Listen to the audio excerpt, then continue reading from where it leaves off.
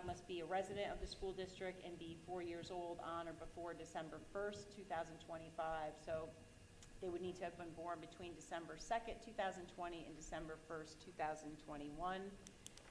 Eligible resident students will be entered into a lottery similar to what we did last year, and completed applications would be received by 3 p.m. on Monday, May 23rd to be considered.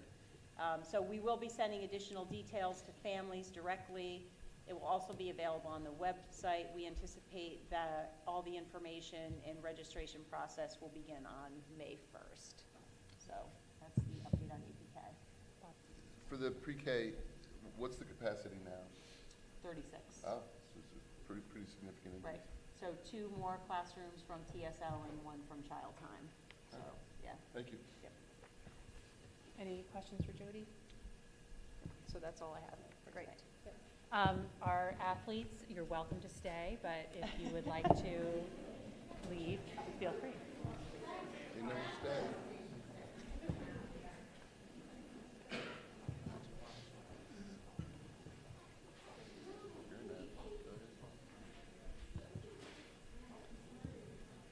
Next on the agenda is our board report, and I hope everybody had a good week off last week.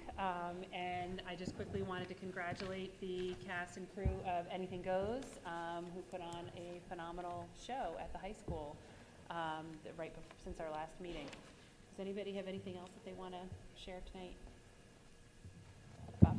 I'll add to that. I thought Anything Goes was absolutely stupendous. It was an amazing production, and obviously a crazy amount of work went in with the staging and the cast and the crew. So kudos and congratulations to everybody, because it really was a great performance. You're going to learn how to tap now. Yeah, I was just surprised that so many kids knew how to tap. Next up are our student reports. Do we have anybody here from High School Student Senate? Anybody from the middle school? Hi, I'm Maddox. Congrats to all of our spring sports athletes, and thank you to all of our coaches for their time and efforts. All teams are underway and games are just beginning this week and next. We want to remind all of our 5th grade parents and guardians that our parent/guardian orientations are on May 6th and May 28th. Parents and guardians from any of our elementary schools may come on either night, and both nights begin at 6 p.m. We also are excited to welcome our 5th grade peers for their visitation day on Friday, May 16th. The entire program happens during the school day, and parents do not need to make any transportation arrangements. This is completely handled by the schools, and we'd like to acknowledge and thank our transportation department for their support. Our annual BCMS Stage Creations Play production opens on May 1st. Their production of Charlie and the Chocolate Factory promises to be outstanding. Show dates are set for May 1st, 2nd, and 3rd from 7 p.m. to 9 p.m. Tomorrow will hopefully be the annual wrap on our annual New York State ELA testing. Testing this past Tuesday went far more smoothly than it did prior to break. Our New York State math testing will be in 2 weeks, on May 6th and 7th. And our 8th grade students will take their New York State science test on May 14th. Our 8th grade concert will be on April 29th, our 6th grade on May 13th, and our 7th grade on May 15th. A reminder that our spring concerts start at 7:30 to accommodate students' after-school activities. Lastly, we want to congratulate our 8th grade orchestra on their outstanding NYSSMA performance today.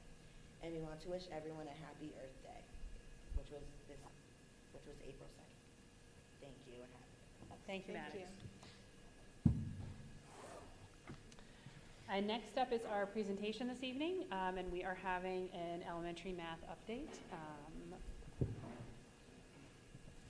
from Bill Claremont and Diana Reagan. I thought it was music. You guys are going to sing for us, right? Bill's going to tap dance. Yeah.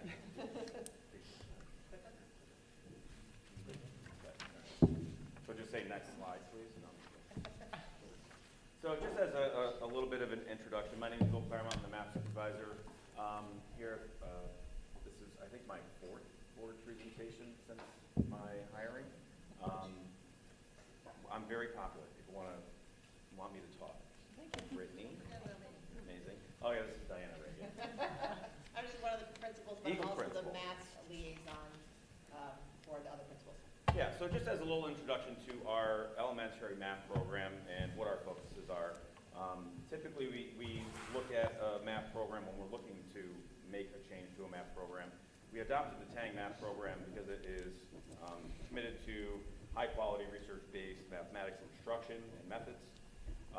It has a solid foundation from a lot of the educational philosophers of our time, going way, way back, and it focuses on conceptual understanding, problem solving, and procedural fluency. The TANG math program itself focuses on a CPA approach, which is a concrete, pictorial, and abstract approach for students. So it starts off with a very concrete method. It's going to show them and have things manipulatives for them to utilize, and then it's going to go so that they can teach them how to represent that themselves within a picture. And then an abstract would be, 6 plus 5 equals 11, right? So it goes from a very, very staged approach to ensure that if we have high, middle, or low students, that it's approachable to every single student, right? So a lot of the things that you'll see in the TANG math program uses use of many manipulatives, number bonds, bar models. All these strategies that are utilized within the program are all found within the Next Gen Math Standards and are also supported by the NCTM Math Principles Act. So why TANG Math? So it aligns with the New York State Next Gen Standards, right? I don't know why I'm doing that. Sorry. Yeah, thank you. It aligns with the New York State Next Gen Standards, aligns with the NCTM Principles of Action, supports meaningful discourse, which the discourse is extremely important to us. We want our students to be able to not only do math, but discuss math, right? It's important for them to be able to talk mathematically in class. And TANG Math does a really, really good job of doing that. It supports meaningful discourse and conceptual understanding, along with productive struggle. We want students to be able to think about the math that they have to do. We want them to be able to conceptualize what they should do before doing something, right? And this program does a really, really good job of doing that. Some of the things that might be a little bit different, there might be a change in the order of some of the topics that would take some adjustment to get to, but the curriculum itself is similar in content, right? The curriculum itself is very similar, all right? A lot of the strategies that are used are all included within the standards. If you read the standards through and through, you will see a lot of the strategies will mimic what those standards are calling students to do. A lot of programs fall short on that, where this program does not. The structural alignment, I've done a few presentations to staff during some of our staff development days on three-part lesson structure. And part of that three-part lesson structure is creating an opportunity for students to think about the problem of the day, right? We pose a problem to the students. It really sets the tone, promotes reasoning and problem solving for these kids. It just gives them an opportunity before the teacher instructs to think, right? Activate that prior knowledge, utilize what they know, utilize the strategies that they've been taught, and then it gives them opportunity to share out. And again, that PCA, the CPA progression, concrete, pictorial, abstract. You'll see a lot of students move pretty quickly through that approach and get right to the abstract, and they don't have a problem doing that. Where other students might stick to the pictorial for a longer period of time because it's just a better way for them to understand mathematically how to do a problem. And then we'll have a few kiddos where we have to continue to give them manipulatives so that it's still approachable to them, right? But again, the same problem can be done in all three approaches, which is very, very unique and really good for our students. The other structural alignments, common assessments for data-driven instruction, and differentiation through mediation and enrichment opportunities. This year, I can say that teachers are seeing students with stronger skills at the beginning of the year. The TANG math curriculum starts off with a review of previous year's concepts, and it's a pretty robust review. It's one unit. It takes the 11 units from the previous year, puts it into one unit, and the students are going to review all of the topics that they did the previous year. We're seeing a lot of students come in with a much stronger skill set. And having an opportunity to do that in previous years, the first year of implementation, we had a lot of students struggle with that very first unit because they just didn't have that solid foundation. And that was shocking to teachers, that they were not really coming in with the previous year's standards mastered. Yeah, and those are standards based, right? We are talking about the standards. We're not talking about a very specific strategy that is set aside by Mr. Tang himself. These are not proprietary by any means. These are all embedded within the standards, right? We're seeing an increase in number sense and automaticity of facts. A lot of students coming in from the previous year are coming in with solid foundations, which is what we really like to see. And what we didn't see in the past was the number sense. That's what we were very worried about, right? K1, 2, if kids don't understand the relationship between numbers and, that's really sets them up for not success in the older grades. And that is what the third grade teachers this year said, wow, we've noticed them coming in with a much stronger number sense from day one. So that was really nice. Yeah, and our hope is next Third year grade. that we're going to see fourth grade say the same thing. The Yeah, following that's year what we'll we're hear hoping. fifth Yeah. grade say the same thing.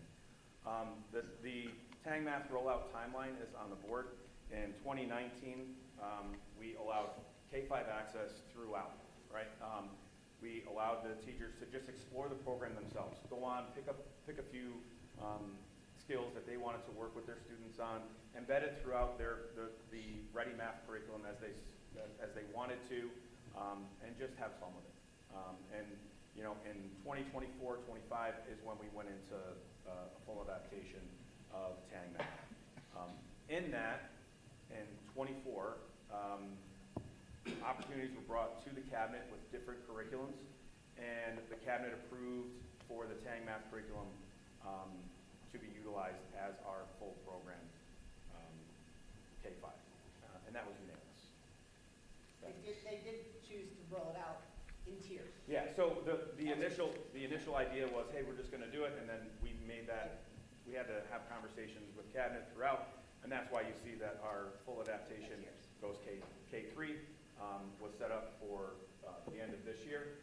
Next year, fourth grade, and then the year after that is going to be fifth grade. And so when we start looking at this, we want to check that progression and ensure that I am hearing from the fourth grade teachers, yes, our students are coming in with stronger skills from third grade into fourth grade. And then fifth grade the following, yes, those kids are coming in with those strong foundational skills. Yeah. So the instructional core features, I will have to say, like, the consistency in the day-to-day lesson structure is extremely unique. It is an extremely unique, consistent approach, and it's not just within a grade level. It's within the whole scope of K-5. One of the unique things about this program is that it utilizes a lot of the strategies that students have to use in kindergarten, they can continue to use in fifth grade. Number bonds can be utilized in algebra. Now, this isn't something new. Number bonds have been around for a long time, right? So when we start looking at a lot of these strategies, it utilizes those strategies one year into the next, into the next, into the next. So the kids really aren't learning something new, they're applying it in a different way, which is extremely unique about the Tang Math program. The teacher guide and embedded strategies is getting better and better every year. The digital tools to support instruction, again, has grown vastly over the last 3 years. Student lesson videos, by next year, you're going to have a student lesson for every single Tang lesson. The students will be able to look at a very small snippet and get an idea of where they have to go. And this year it's most of the lessons, right? Yeah. Many of them, Yeah, and it's a that pretty was good- new this year, so that was very Yeah. helpful. And the puzzles for reinforcement and enrichment are vast. I mean, there's so much that you could do on that program for students to continue to just do math in the classroom, whether it be through puzzles or whether it be through some of his number sense games that he has on there. So there's a lot of things that we could utilize with this program that other programs just don't have. Professional development is I laugh a little bit because it says included. It's robust. It is whatever robust. is needed. So if a teacher is struggling with any concept, anything whatsoever, all they have to do is reach out via email to Greg Tang or Greg Tang Jr., and they will respond within an hour or so. The support that we've gotten from the creators themselves of this program has been invaluable. The amount of time that they give us is amazing. The support is great. You can read those. They have an on-demand video library, bi-weekly Saturday morning PD sessions. All this is free. It's all included within what we purchase for the program, right? Live office hours with the Tang team. There are 3 different members of the Tang team that you can log in at any point and just join a live session and ask them questions. At any point you want. Free one-on-one scheduled PD with the Tang team. I was in a 3rd grade class this year, and a teacher asked Greg Sr. if he would do a lesson for them. And we set it up via Zoom. He zoomed into the class, interacted with the class. And if you've ever seen one of his videos, I think the cutest thing that he does is he asks the kids to wave. And he's like, go like this if you're excited about math, or go like this if you know what I'm talking about. And when you see the interaction between the kids, it's amazing. And when you start seeing a lot of these things put into action, it's a really exciting place to be in the classroom. The one thing I did not mention that I really do want to is the pre-unit question and answer sessions to unpack each unit. We had those 3 times this year, and we broke them out into grade levels. So we took a 3-hour session with Greg Jr., and he would go through about 4 or 5 units at a time and unpack the entire units for the staff. Oh, 1/3 of the year, so it was about 3 or 4 units. And he would basically say, these are the look-fors. These are the things that we want our kids to be able to do by the end. These are the prerequisite skills that the kids are going to have to utilize in order to be successful in this program. You don't get that in any other program. There's no other program where they're going to sit down and walk your teachers through, this is what you need to do, this is how you have to do it, these are the look-fors. It's been a really unique experience so far with being able to. And it was very helpful because teachers would often say, I don't understand why we're doing this first and this second, or vice versa. Or I don't understand why we're doing lesson 17. And he would explain the upcoming standards that after, let's say, grade 3, like what grade 4 needs to do and why this lesson is so important for your colleagues that are inheriting your students next year, and that you can't just skip things because it doesn't seem, because there's a whole reason into the curriculum K-5, And speaking from experience, teaching is one of those things where, it's not that we don't look about what we did before, or that we're not going to look at what we want our students to be able to do later on, but the here and the now, it consumes you, right? I want my kids to be able to multiply right now. And when we have these opportunities, it kind of lends some clarity to say, this might not be your standard, but exposing them to it is, right? So we want to make sure that these kids are being exposed to these types of strategies, utilizing this stuff so that they can be successful moving on, right? So enhancements, this slide could have been 10 slides, to be honest, because since we started using this program in 2019, it does not look the same. It's not nearly the same. Teachers asked for a teacher guide, they got it. Our teachers asked for student lessons, they got them. They asked for more support, you get it. Okay? Specific things. I would love if these types of questions could change this way. Done. So the support that we're getting from them, we're really getting a comprehensive program for curriculum for our students in Dublin. They're willing to make any changes that we ask, right? So a lot of the stuff that you're going to start seeing coming into 25, 26, the getting started videos, they're very short. Almost all of them are under 5 minutes, and it's a little avatar narrating the lesson itself. Like, this is how you're going to do this lesson. And it's very quick. They take them right through the CPA approach, all right? The enhanced fluency games, I don't know how much more he can add to this, but the fluency games that he already has are pretty good, and the kids really enjoy doing them. He's adding even more. And then the support that he's adding for next year is just, I'm really impressed. I'm really impressed. The Tang Math community allows anyone who has a Tang Math subscription to go on and post comments, ask questions, or find solutions and share ideas with anyone across the globe who is part of that Tang Math community. You can post any question you want, anyone else can answer it, or a member of the Tang Math team will answer it for you. The AI chatbot is basically going to be an expert on the Tang Math lessons. Tell me how I can help my students be better problem solvers in Unit 5. And it will spit out, these are the things that you have to focus on, these are the things that you have to look for. It's all encompassing all of the Tang Math lessons, the pedagogy. It'll go through all the descriptions, it'll go through all the videos, and it'll give you a comprehensive plan. Give me a plan for my 4 students who are not mastering this skill, and it will give you a plan for those 4 kids. It's going to be tremendous, and that gets launched this coming school year. So I don't want to read all of these. It's just going to be redundant a little bit, but I'm going to leave it up for a second. We've got a lot of feedback from teachers. We have a lot of feedback from students, and some feedback from parents that I just want to share with you all. I think some of the key things that you're going to hear: simple, consistent design, supports all learners, exposing to multiple strategies.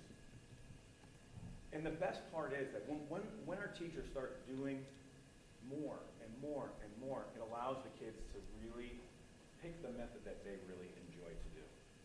Right? Our goal, as all educators, is to get them to the most efficient one. Right? We're going to give you all these strategies. The concrete is not going to be the goal.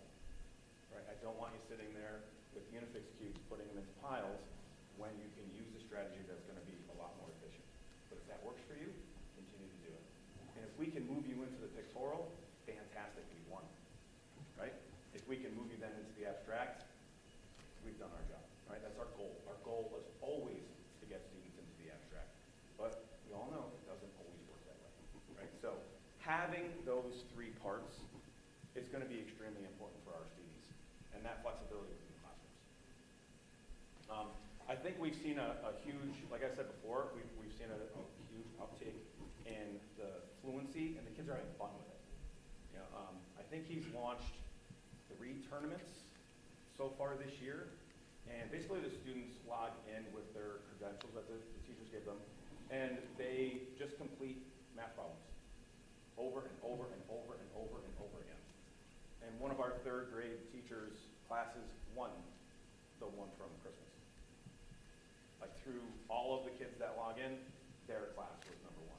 And they were so excited and so pumped. It was really cool. You go in and you see them doing it, and they just get smiles. And they're having fun, and you're tricking them into doing math problems. I mean, how does that work, right? And he does it. He makes it fun for them. The kids are really, really having fun. You get from kids who say, I hate math too, I'm loving math, right? And that's really, really nice to hear. Teachers are saying it's making them better teachers, right? Seeing this approach is making them feel like they're better teachers, right? And then some of the student feedback, again, you're going to hear this repetitive.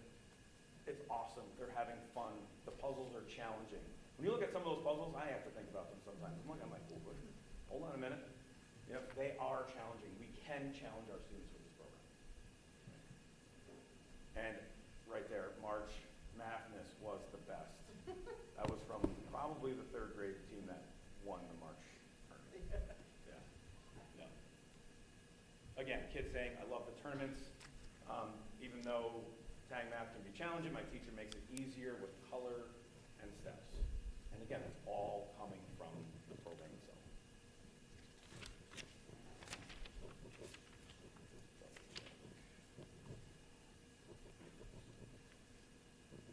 Best part about math is we are always learning and always having fun.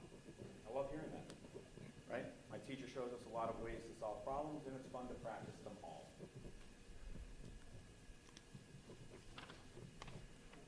Yeah, this is the parent ones. As a parent, I enjoy Tang Math because it teaches me new ways of thinking about math concepts that I learned long ago. I think the hardest part, I think, as a parent, I can speak to, my son's 15 now, going through Common Core, is that, it can be a challenge for us. We are standard algorithm children, right? We were grown, born, and raised into the standard algorithm. And that's not the standard anymore. The standard is no longer the standard algorithm. We have kids utilizing partial quotients and partial products way before they get to that standard algorithm, and they prefer it. I prefer it. I prefer the break apart method. If I want to multiply two numbers, I'm going to break them apart. It just makes it so much easier. But the standard, when we get to 6th grade, is the standard algorithm. So part of what I wanted to speak about, too, was that we want to make sure that we support the parents more moving forward, right? We need to have a more comprehensive approach to supporting parents at home, right? I don't know if you all were on the board at the time when we did the Tang Math Parent Night. It was probably 2019, I think. And we had the Tang team come in and they did a Tang Family Night. And it was a lot of fun. We had a lot of parents, a lot of kids. They were playing the Tang Math games. We need to get back to that. We need to get back to involving parents in part of this Tang Math community. And that's our goal, Diana and I's goal next year, is to make it more of a district approach to support the parents.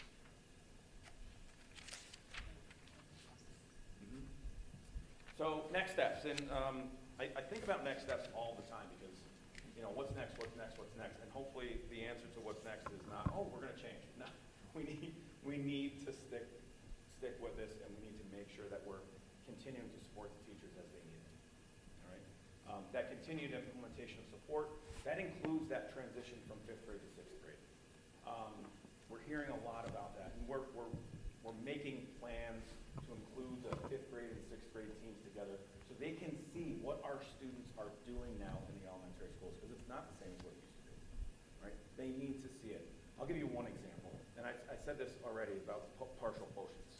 We teach our students how to break apart problems and to solve them in non-routine ways. But what is the standard in 6th grade? It's the standard algorithm, right? I think what we need to consider moving forward is that we need to have a better jumping off platform, a bridge to get from an elementary approach to a middle school approach. And that's our focus moving forward. Once we start seeing that transition move from 4th grade to 5th grade, now we've got to say, what does that transition look like from 5th grade to 6th grade, right? Because that's going to be extremely important to us. We can't just say, oh, you're out of 5th grade.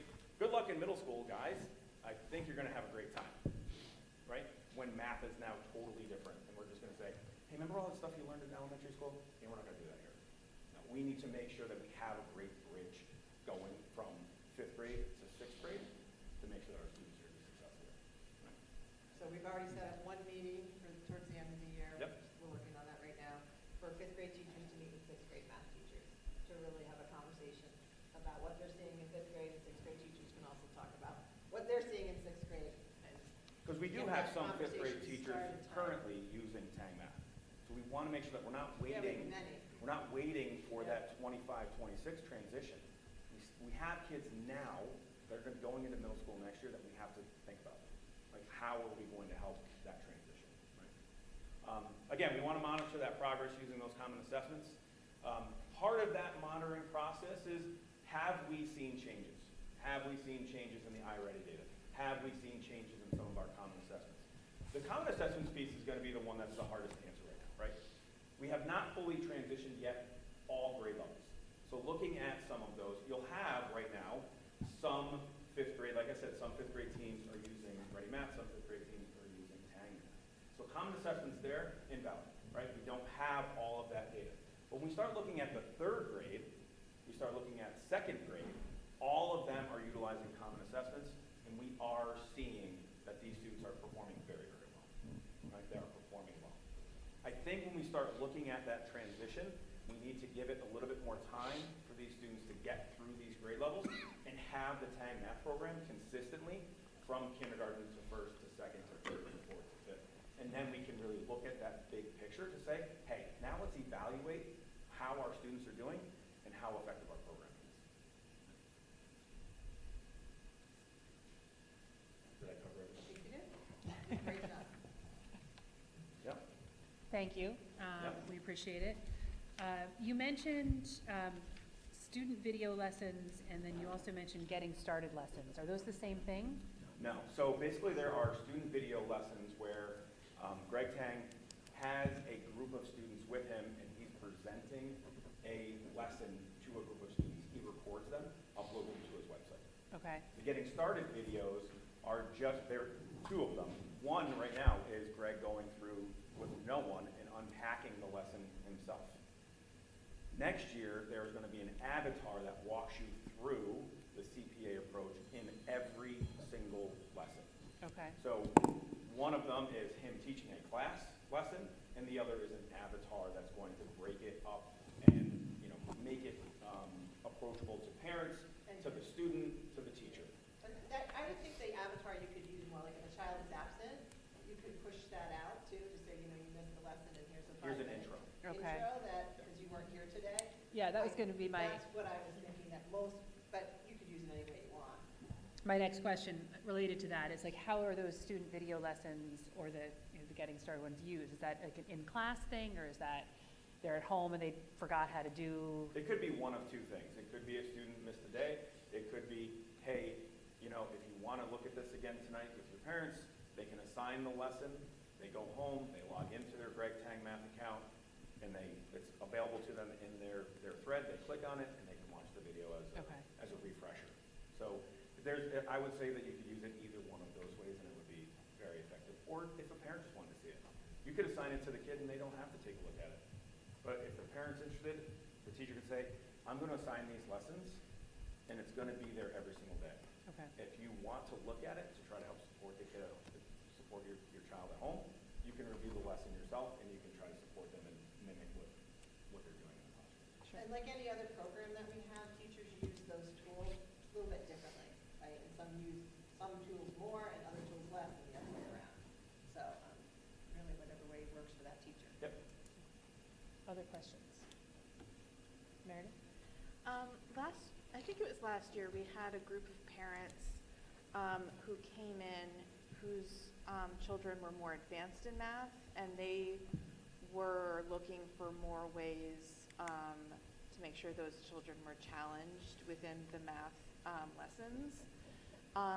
So I was just wondering whether this program allows you to continuously challenge those children who are more advanced in math, and whether there are, not only within the lesson, but also whether there are aspects of this that can be used outside of the time in class in order to provide those children who want even more challenges to work them. Yeah, so the answer to that is yes. I mean, everything is open to the entire class as teachers want to give students access to content or to material. All of his lessons are leveled. All of his assessments are leveled. He'll have assessment 1 through 4, right? So all of the assessments are there. He also has problems of the day. He has challenge problems on there. He has New York State prep problems on there. So all of those things can be utilized. The New York State obviously is 3 through 5, right? So all of those questions can be assigned to students, and he does have challenge problems on there as well. Even the way the workbook is set up, like for a daily lesson, it starts with the problems, obviously, that are a little bit easier, and goes about 4 pages usually to more 4 pages. difficult. So it's an easy thing for a teacher to do, to say, to your higher kiddos, you can probably start on this page. Focus go on page right to that, and then go right to the puzzle, which is even higher. So it's set up in a way that you can differentiate easily, again, up to teachers how they do that. Yeah, I mean, you get 4 pages for every lesson, and it's basically set up as level 1, level 2, level 3, level 4. 1 is the easiest, 4 is the hardest. Other questions? John? How do you determine which fifth graders do the TANG math and which fifth graders do not? Yeah, so right now, if a teacher wants to utilize the TANG math program, they're welcome to.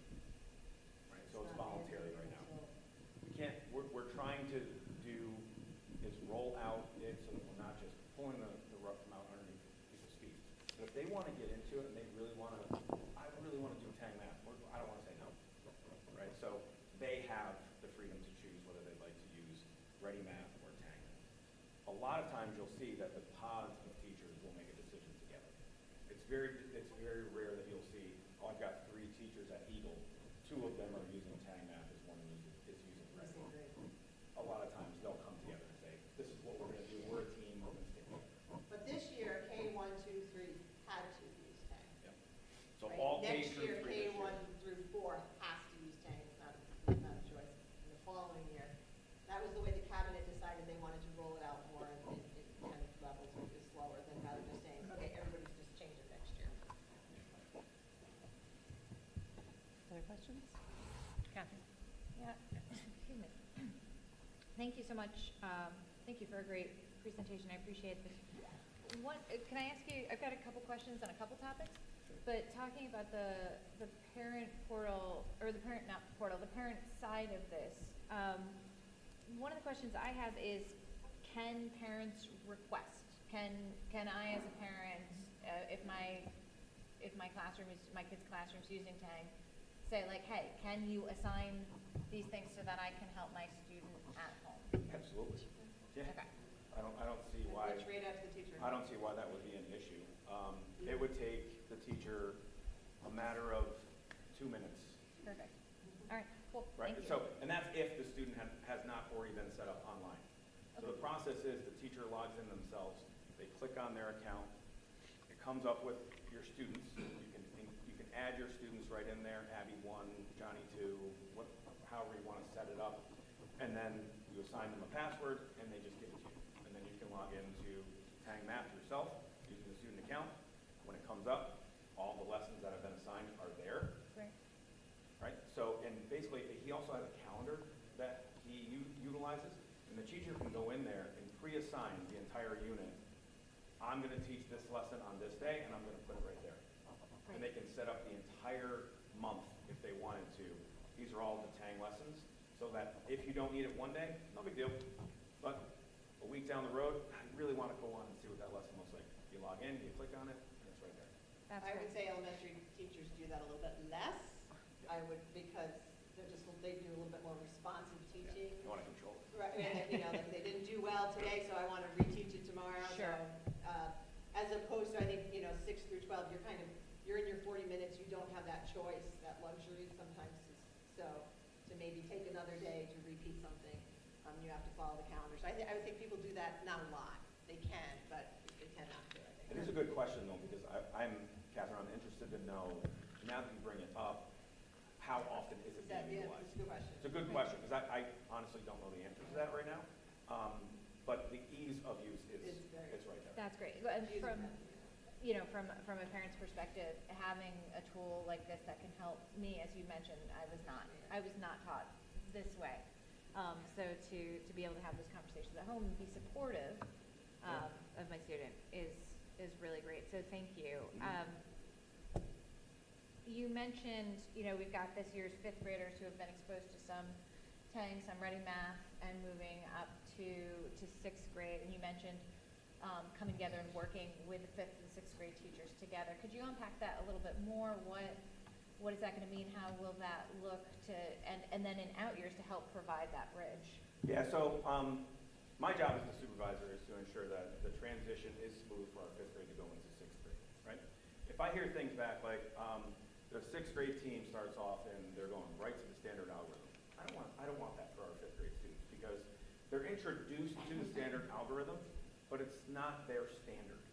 Right? We need to ensure, hey, we're going to expose them to it. It's going to help you guys as they get there, but they're not pros at it. Right? They're going to need a bridge to get there. So the example that I gave of the standard algorithm or partial quotients, a lot of times, even when you get into decimal operations, there's a little bit of a gap as you go from 5th to 6th. So we have to smooth that out. We have to make sure that they're talking with each other. The idea is the 5th grade team has an opportunity to talk with the 6th grade team to say, these are our standards. This is how we've trained our students to address these types of questions. Your expectation is here, but our requirement is here, right? So we have to bridge that gap. So then the 6th grade team has an opportunity to say, oh, well, that's interesting. We always thought that, hey, that standard algorithm that you end with in 5th grade is going to be where we start in 6th. So that's the conversation. We want it to be back and forth. We want to make sure that the 5th grade team has an opportunity to talk to 6th. 6th has an opportunity to talk to 5th to say, how are you preparing your students so that we can make adjustments on our end? And they're both open to both sides of it. So it's going to be a great conversation. I can't actually wait to hear it. Many elementary teachers end up tutoring in middle school. Yeah. And 6th and 7th. So like, and a lot of them are 4th and 5th grade teachers just because they're upper level teachers. And they're saying like, wait a minute, I'm tutoring this child in 6th grade and I don't think it's really, the transition is not as smooth as we need it. And it was actually a request from the 5th grade teachers Yeah. to So really just start this and get together with them. we're going to target very specific areas that blend the 5th and 6th grade curriculum that we need to do a better job to bridge for our 5th grade students to get into 6th grade. Yeah. We don't want it to be a jump over the canyon, right? Right. We want it to be a step over a puddle. Thank you. And you mentioned we're in the process of moving entirely to Tang and away from Ready Math. Will students continue to be using the iReady diagnostic Yes. and these two, and I know you were saying like Tang is, it's a way of looking at things, not the only way. Do you anticipate students needing to translate almost between the way that the questions are asked in one realm and the way the information is presented in another? No, we're not seeing any dip from performance on our iReady K3 right now. Okay. So even students so the kindergarten, well, I'll focus on 2nd grade because last year, those 2nd grade students did have Tang. The 3rd grade students this year are having Tang. We're not seeing any dip in the iReady results at all. The confusing part is that the iReady benchmarks is not necessarily testing the units that you just taught in math. That's the confusing part. People say like, they're not parallel, they're not aligned. They're not supposed to be. iReady is a responsive test to a child, individual, what standards does the child know, what standards do they not know in this grade, in last year's grades, in the grade before, where are the gaps? That's totally different than a curriculum. And I think sometimes we hear like, oh my gosh, well, I look to see that what the child was taking on his iReady benchmark, and we haven't done that unit yet.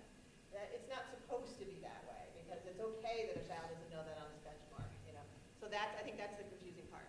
Yeah, I mean, if you were to look at a map that's got, 1,000 squares on it, the iReady diagnostic is going to go from one point on the map to another. And it's going to move all over the place, where our curriculum is 1, 2, 3, 4, 5. So it's not a one-to-one comparison, but in terms of performance, we're not seeing any changes in the performance in a negative way. Thank you. And then, I don't know if this question is best for Bill or for Dave, but looking forward, are there ways to continue to offer family nights and kind of district-wide That's my goal. opportunities? Yep, that is my goal. I would Bring that back more. I will sit down and speak with the Tang math team to see how we can better incorporate a district-wide approach to supporting parents. Because I don't want it to be classroom by classroom. I want it to be a district-wide thing.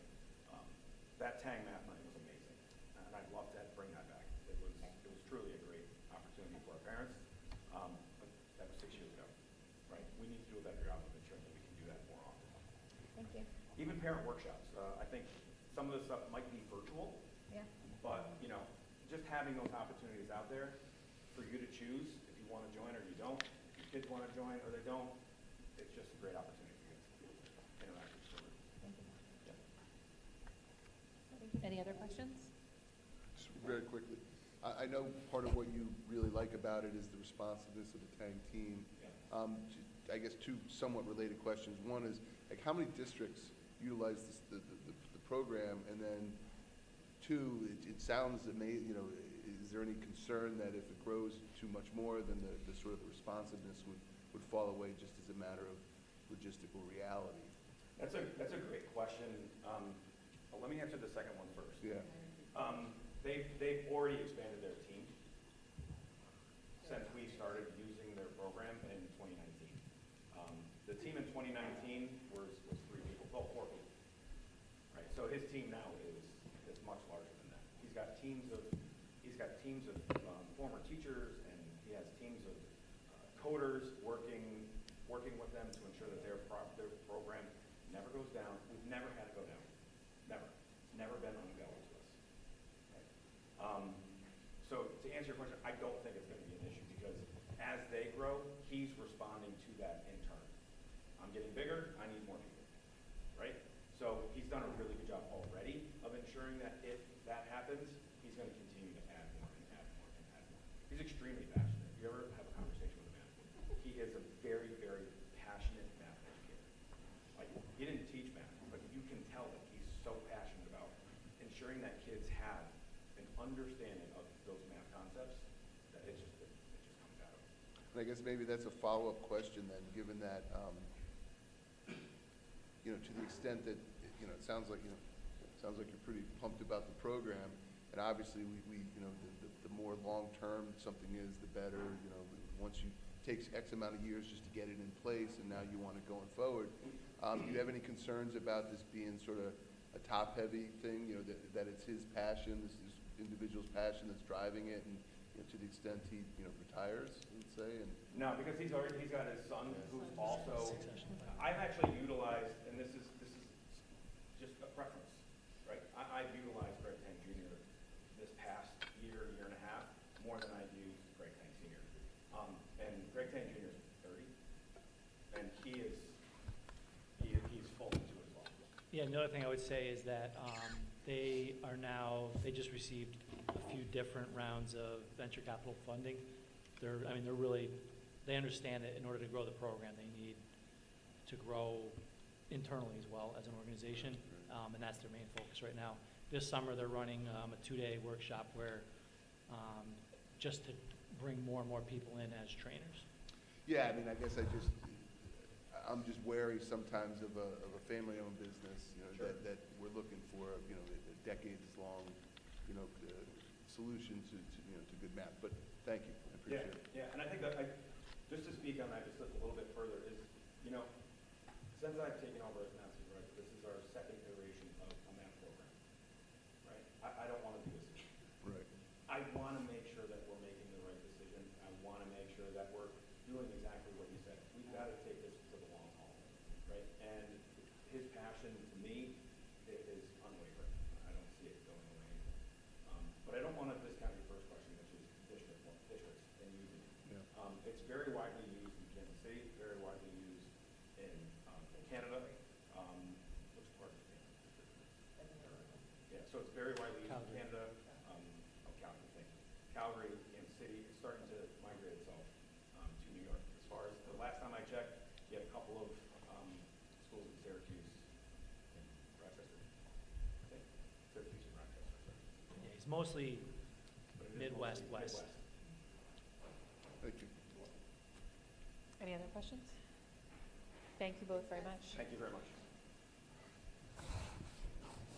Next on our agenda is our recognition of public comment on an agenda item. If we have any visitors who would like to address the board on an agenda item, now would be the time to come to the microphone.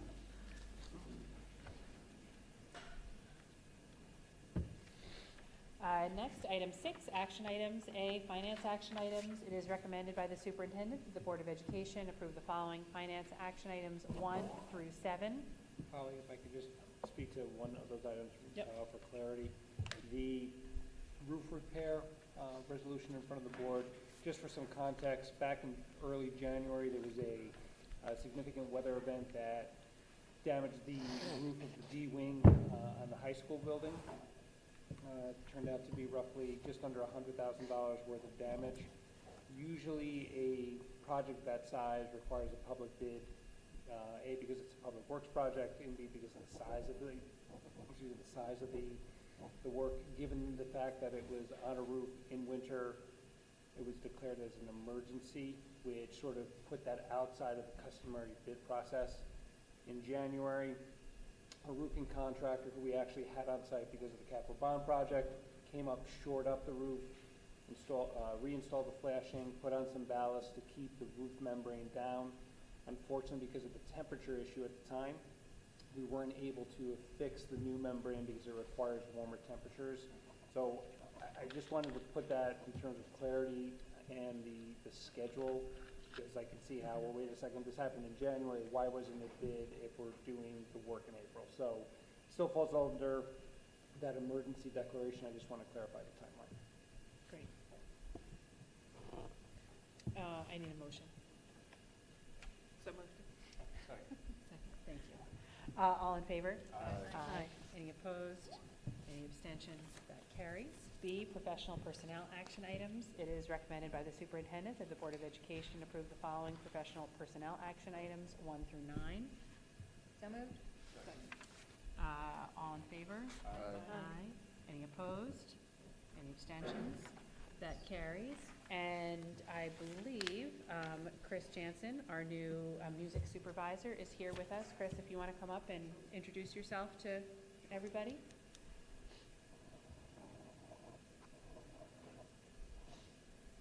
Good evening, I'm Chris Jansen, and I just wanted to quickly introduce myself and say how excited I am to be the next music supervisor in Bethlehem. I've had the opportunity for the past several years to watch my own children go through the music program and the Bethlehem program as well, the district program as well. And I'm just, they have gained so much from the music program here, and I'm excited to join the program, so thank you. Thank you Well, we're so excited much. to have you. Welcome. And thank you for playing in the pit for the musical. Always fun. C, support personnel action items. It is recommended by the superintendent that the Board of Education approve the following support staff action items 1 through 6. So moved? Second. Any discussion? I would just like to point out item 3, Mrs. Darragon, a school monitor, a lunch monitor at Ellesmere, is retiring after 47 years. So I thought that that was a tremendous number. I just wanted to give a personal shout out to her. I know all the children at Ellesmere love her and missing her now that she's retired. She has had children of her first students, and now she's starting to have grandchildren of her first students. So that is such a It's a tremendous, legacy. yes, legacy, and I just wanted to point that out. Thank you. And happy retirement to her. All in favor? Aye. Aye. Any opposed? Any abstentions? That carries. D, other action items. It is recommended by the superintendent that the Board of Education approve the following action items 1 through 3. So moved? Second. Any discussion? All in favor? Aye. Any opposed? Any abstentions? That carries. E, the 2025-26 Capital Region BOCES administrative budget. It is recommended by Capital Region BOCES that the Board of Education vote to approve the following Capital District Board of Cooperative Educational Services administrative budget. So moved. Second? Any discussion? All in favor? Aye. Any opposed? Any abstentions? That carries. F, Capital Region BOCES Board Member Election 2025. It is recommended by Capital Region BOCES that the Board of Education vote on items 1 through 4 as a slate to elect the 4 candidates on the ballot for board members of Capital Region BOCES. So moved? Second. Any discussion? All in favor? Aye. Any opposed? Any abstentions? That carries. Item 7, recognition of public comment on a non-agenda item. If we have any visitors who would like to address the board on a non-agenda item, now would be the time to come up to the microphone. Item 8, future meetings and events. Our next regular board meeting is on Wednesday, May 7th, anticipating executive session at 6 and then reconvening to open session at 7. That meeting will also contain the public hearing on the 2025-2026 budget. On Wednesday, May 14th at 6:30, we will be having the Meet the Candidates Night. Do we know if that is virtual or if that's in person? We asked for it to be in person at the high school in D122. Okay. And then on Wednesday, May 20th, from 7 to 9, 7 a.m. to 9 p.m. That is our 2025 annual election and budget vote. And then on Wednesday, May 21st, and I'm sorry, that should be a Tuesday, May 20th. Then on Wednesday, May 21st, is our regularly scheduled board meeting, anticipating executive session at 6 and reconvening to public session at 7 o'clock. Seeing no need to go back into executive session, could I have a motion to adjourn the meeting? So moved. Second. All in favor? Aye. Aye. Meeting adjourned. And PIG students, don't forget to come up and sign out on a sign-out sheet.